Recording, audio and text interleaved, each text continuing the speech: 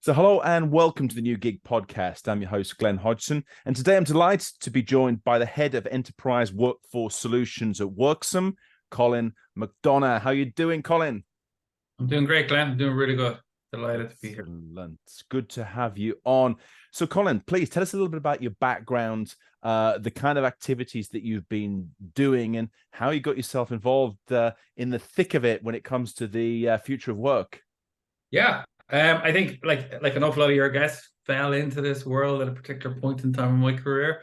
But at simplest, I have a background in recruiting, right? Incredibly passionate about ensuring people get access to jobs and how we make those connections, and ultimately people get rewarded and compensated for that work. But have spent about kind of just under 15 years in the enterprise workforce management space. First of all, working in the managed services program world, helping build out temporary workforce programs and understanding the complexity behind those. Then moved into working at Meta. So went to the other side of the house and helped build out direct sourcing there. So an area that I'm incredibly passionate about is how organizations can utilize their own brand to be able to connect with not just a permanent talent community, but the extended workforce, and how you can make yourself far much more accessible. There's so many roadblocks and barriers for people to be able to access incredible jobs out there. And an area that I'm really interested in is how you take those down. And that brought me to working in the world of EO and incredibly exciting, fast-paced world. Spent some time at Velocity Global. And again, understanding like, what does borderless work mean, and how can these opportunities be progressed? And employer of record services are ultimately helping a lot of companies be able to do that. And now at Worksome, we're helping companies really at an enterprise level access the gig economy, the skilled economy. There's a lot of solutions out there, but it's quite a disparate world. And then on the other side, internally, you have a lot of employment legal teams and HR teams who find this gray area very confusing and scary. And ultimately, when those things happen, they tend to shy away from it. But yeah, it's definitely a massive opportunity and a growing sector at this moment in time. Well, Colin, let's say a little bit more about employer of record, because this is kind of a bit of traction in the US and the UK, but here in continental Europe, it's still a bit of an unknown concept. And as you say, the big thing that's stopping enterprises from going down this route is that this worry about who's compliant, will they be liable for things? And of course, when there's any seed of doubt, it's just easier for people to stay away from it, whether it's the legal teams or HR departments. They maybe turn their back on it. But if you could say a little bit more about employer of record and some of the problems this seems to solve. Look, I would say employer of record services have been around for a long time. So if you're talking to an American audience and they understand the world of PEO, it's quite simple, right? And I think where there is a big opportunity, and potentially in Europe you could see something similar, is in the US you have federal law and then you have local legislation. Aligning to a federal or regional legislative requirements allows firms to be able to set up. So for example, I can go into Germany, set up a company and operate in Germany. But as soon as I'd look to hire a Swiss employee, or as soon as I'd look to move into an Irish employee or further afield, I've got to set up a legal entity and expand. So in the US, very similar with state over state, PEOs were set up to be able to help companies rapidly expand across the US. EO is an evolution of that across the rest of the globe. There is a significant opportunity, and definitely in the startup community, they've capitalized on this, of being able to expand quickly into a market, test it, and get employees on the ground. And to do that quickly and compliantly, employer of record services are available to do that. I think it's incredibly important, and there's some very strong employer record companies out there from the compliance aspect to ensure that the work being done and how it's being delivered by the worker type is really important. And I think that's probably the one that causes the most concern, and the lack of potential understanding around the actual capabilities of these teams. In reality, simplest terms, they're outsourced HR operations functions. They carry payroll, they carry out their own employment legal teams, their own benefits teams, the best of the market too anyways. and really provide an incredible opportunity for companies to expand rapidly, but also solve a lot of problems during mergers and acquisitions, divestments, and a lot of other challenges that are faced by companies. So they basically take away a lot of the issues, because one of the things we've had here in Europe recently is the fact that, you know, if I'm using contingent workforce, consultants, freelancers, who's responsible? And one of the worry, particularly from the decision makers and politicians, is that in a traditional employer-employee relationship, we know that the employer should take responsibility. They're kind of heads in the noose if there's any kind of issues. But one of the concerns that's been thrown at the sort of the more open talent model is that who do we go to for compliance issues, tax collection, all the payroll, all these kind of issues as well. But it seems to be that EOR would actually sort of take away a lot of those concerns that the decision makers have. EOR absolutely does. I think it's not necessarily a silver bullet, but it does provide an option for companies, and it definitely provides a solution for policymakers to be able to understand a lot more around how this can be done compliantly. I think if people step back from this perceived complicated process and look at it in its very simplistic terms, that these are, you know, engagements from a buyer and a provider, right? Especially when we talk about the even core employment, but even non-core employment, right? There's a buyer and a provider of services in there, be it skills or whatever way we want to look at this. And ultimately, if the end user, as in the UK from a tax perspective, and, you know, but in any other terms, if the end user is doing something nefarious, the end user is always going to be responsible and should be held accountable for that, irrespective of the engagement. And the mechanisms are there, right? Tax laws definitely enable that to be taking place. But even if you use an employer of record service, or you use a recruitment agency for a temporary worker, as the end user and working within Meta, part of the role I had there was advising and guiding our business on how to work with temporary workers, how to work with outsourced workers. And the reality is if you do something silly, you're still going to get in trouble. And I think companies just need to accept that. You know, people think about co-employment. Co-employment only is when somebody is doing something above and beyond what they shouldn't be doing in terms of that engagement. And I think people get, you know, terms get banded around and people get very scared around these types of engagements. But I think if the end user, the buyer of the services, is behaving correctly and compliantly and understands what they're doing, then the chain will operate properly. Yeah. No, that's good to know. And I mean, we're seeing so much sort of developments at the moment. You know, you talked about sort of open talent, global talent, and being able to access the skills and expertise that exist. And, you know, could you say a little bit more about the drivers that you're seeing, particularly from a business perspective, given your sort of enterprise role? Why is there this shift now, and what do the companies gain from this? Look, it's always been there. There's just a new buying mechanism. There's new avenues to be able to access talent, right? Within enterprise companies, you always had on-demand talent. They just had them in different ways. You know, they would go through consultancy firms, and consultancy firms still have benches, but would have had bigger benches of available talent, or they would go through outsource arrangements and be able to, again, access particular types of bench talent. Now, bench talent is available through platforms, right? You have various different freelance management systems.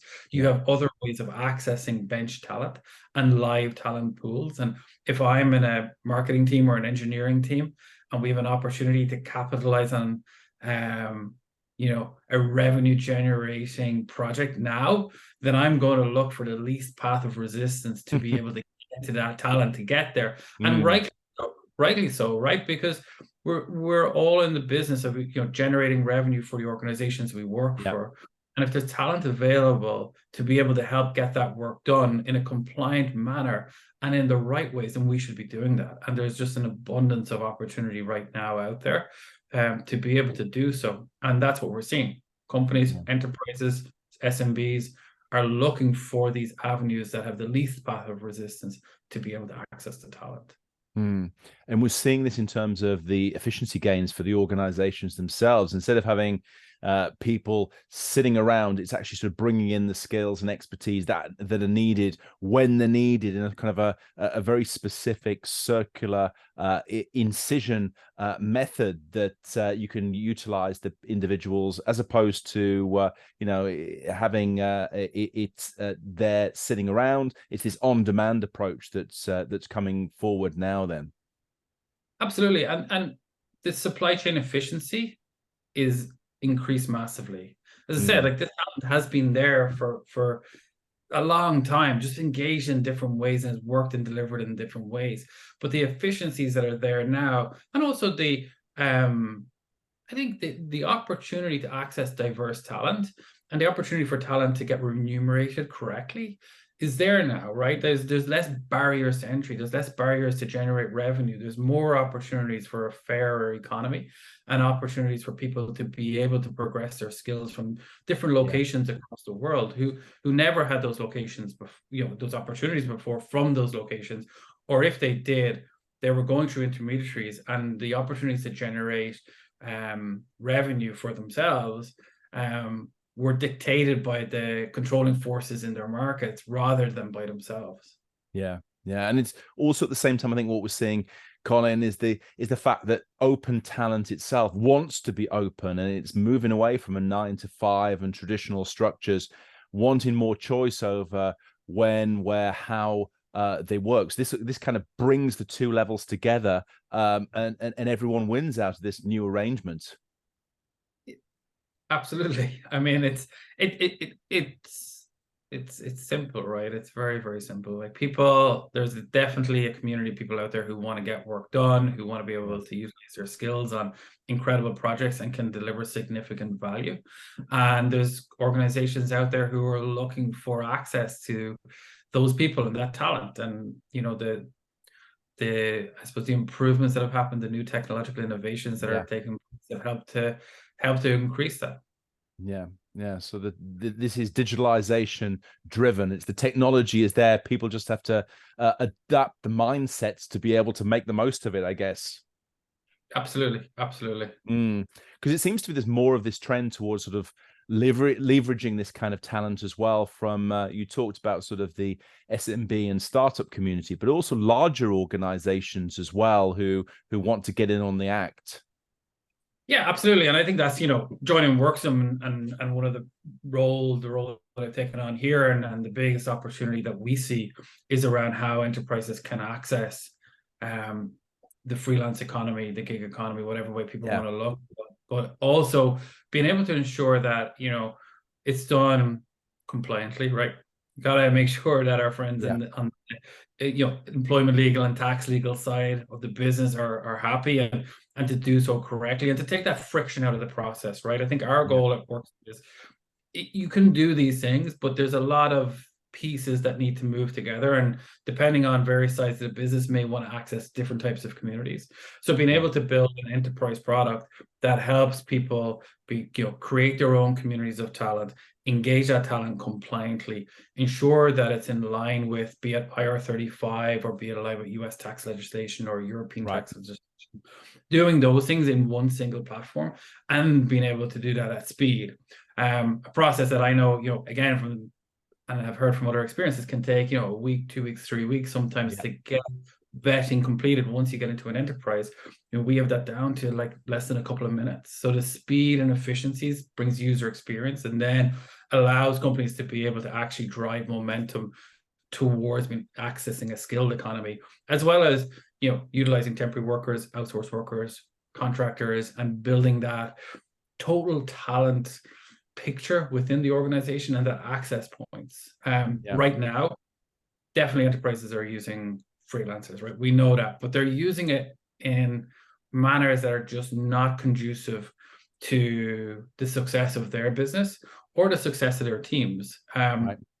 we've seen with one particular client as an example, which is pretty cool, that we've started working with our marketing team, and we've got creative talent coming in. We've different teams coming together to start to utilize creative talent.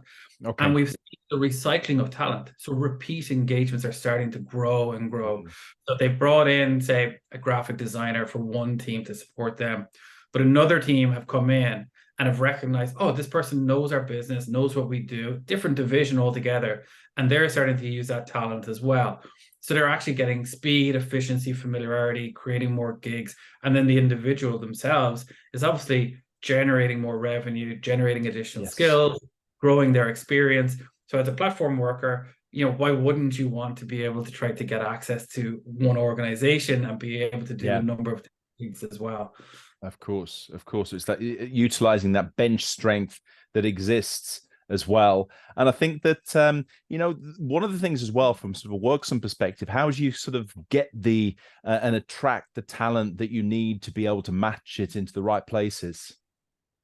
Yeah, I mean, there's a couple of ways that we do it, but the simplest one is starting off with, unfortunately, companies still use Excel spreadsheets to manage their independent contractors or their Okay. independent talent. So the first one is getting people out of Excel and getting them into a platform where their known talent can create their own profiles, show their skills, and be able to be engaged in a simple and effective manner through a platform. So that's the first one. The second one is they can invite more talent. They can use QR codes, they can create gigs, and they can post them and push them out to their wider network and being able Yeah. to engage that way. And then the third way is we work with other platforms out there. We work with FMSs, we work with specialized agencies in this space who have talent and who want to be able to engage with the enterprise, and enterprise wants to work with them too.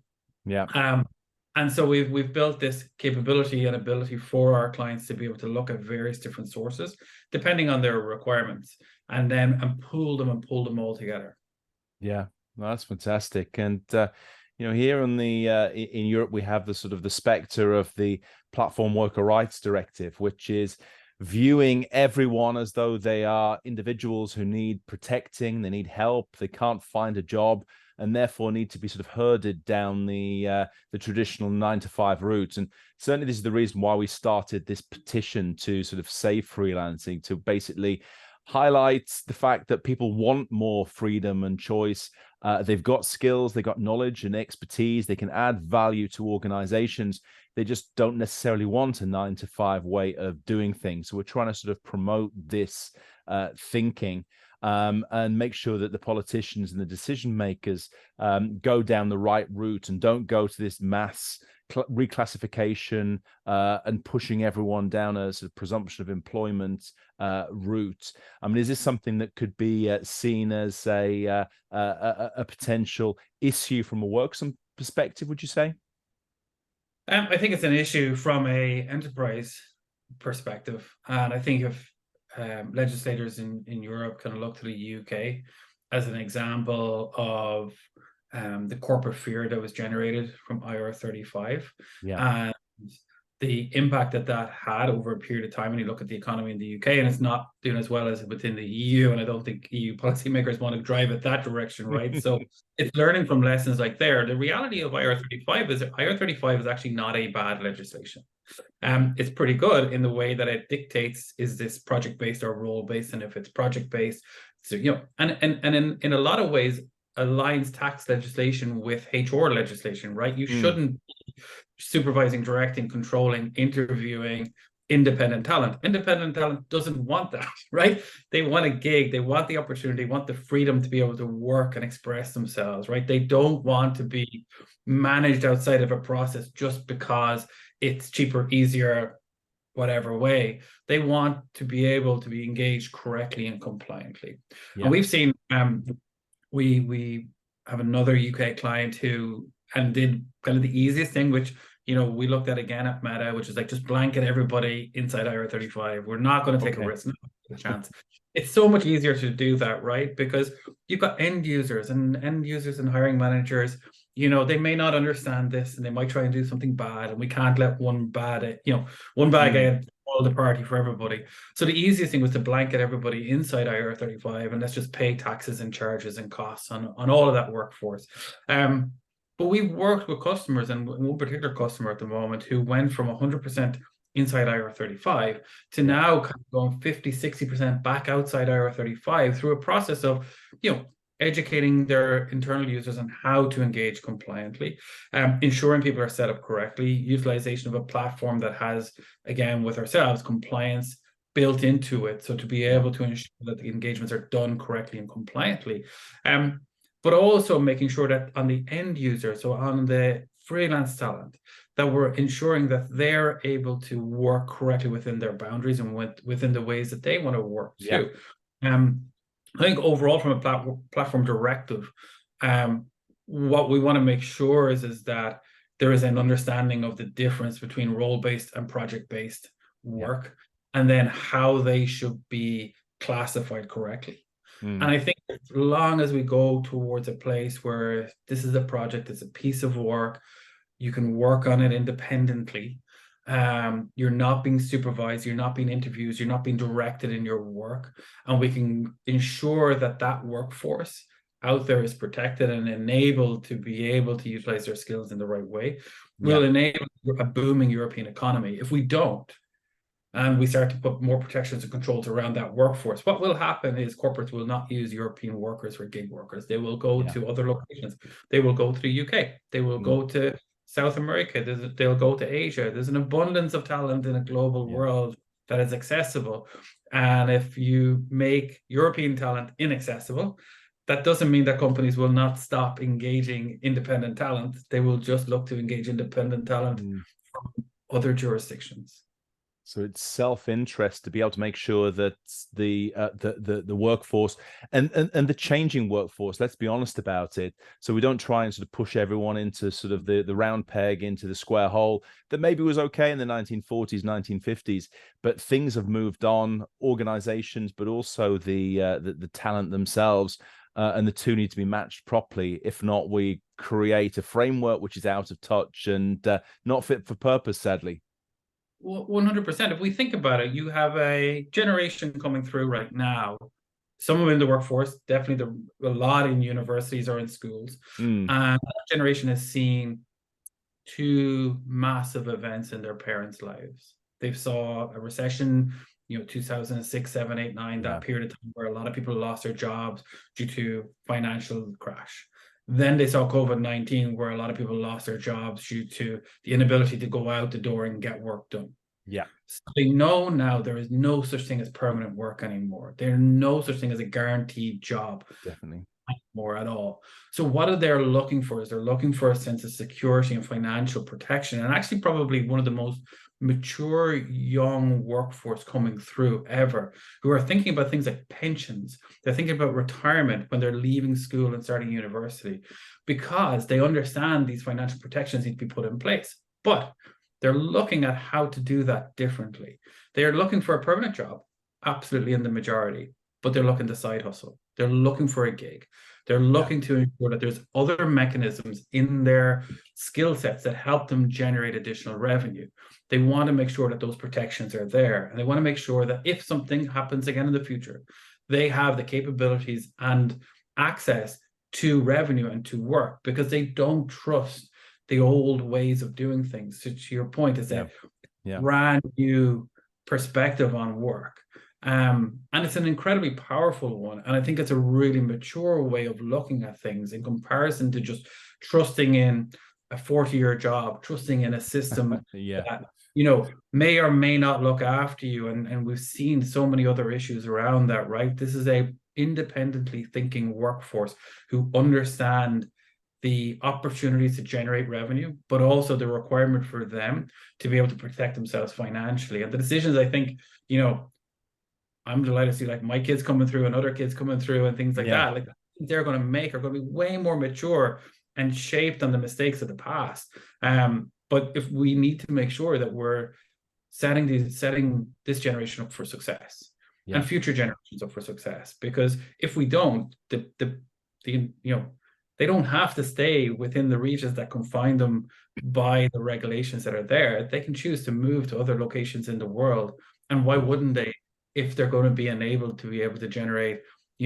the revenue they want to, but also the sense of mind and protection for themselves from a Mm. financial security perspective too. Absolutely. And I think this is the way things are heading. And Colin, if I asked you to get your crystal ball out and say a little bit about what the future holds, what does the future of work look like, and where we heading in terms of the way the labor market looks, but also what is a job, and some of the kind of the evolution of the open talent model. I don't think it's going to move as quickly as we would desire it to. Okay. I Mm. think, if we were to think about a perfect world or a perfect opportunity out there, to me, it's where, and I'll go back to the conversation on employer of record services, but the capability or the capacity to bring your employer with you. So what I mean by that is that taking the mechanics of employment, so pay, pension, benefits, all of that, and separating that from the work that's being done. Right. Yeah. If you think about it like a virtual wallet, right? Like I bring my employer, my HR team with me, and I go and work. And I can work in a permanent capacity, a temporary capacity, a gig capacity, Yeah. wherever, whenever. And I could work for a company for 10 years. But the employer aspect of my life remains with me. So more like I bring my own bank account with me. Now I bring my own employer with me and I hand in here's my employer details, type in this code, put it into the system, pay me into my wallet, into my setup Yes. where I have everything structured in the way I want to, and that runs, and that's separated from the job. Yeah. So to me, I hope we see something like that in the future because that allows companies to scale rapidly, access talent anywhere. Definitely. It's not dictated on, talent and services are separated, right? Instead of there Mm. being connected right now, I have to have a legal entity when I get to a certain scale. I can't do this action, that action. They become separated. So that's my the vision, I suppose, of success. I don't know if we're going to get there in the near or distant future, but I'd love to see that happen. Yeah, exactly. It's more power, more control for the individual within this as well. They got much more say and decision making over their own future and the kind of work that they do when and where within that as well. So everyone should be able to gain from that as well, Colin. Absolutely, absolutely. And it'll be interesting to see. I mean, you kind of see certain models of this happening in different locations. If you try to go into the Emirates and you try to go into Dubai, there's like core employers there Yeah. and those services. It would be, I think it would be really cool to start to see that happen around the world where you have these opportunities for people to gain to have the employer security from a HR compliance perspective, and then be able to access jobs wherever that may see fit. Yeah, absolutely. Well, the future is already here, and it's going to be fascinating to watch the continued development, continued evolution of the sector, Colin. So, really appreciate your time today and for sharing your thoughts, ideas, but also your case studies in terms of the specific practices, and hopefully get you back on soon to see how much we've moved the needle. Absolutely, absolutely. Thanks a billion, and best of luck with your petition. Thank you very much indeed.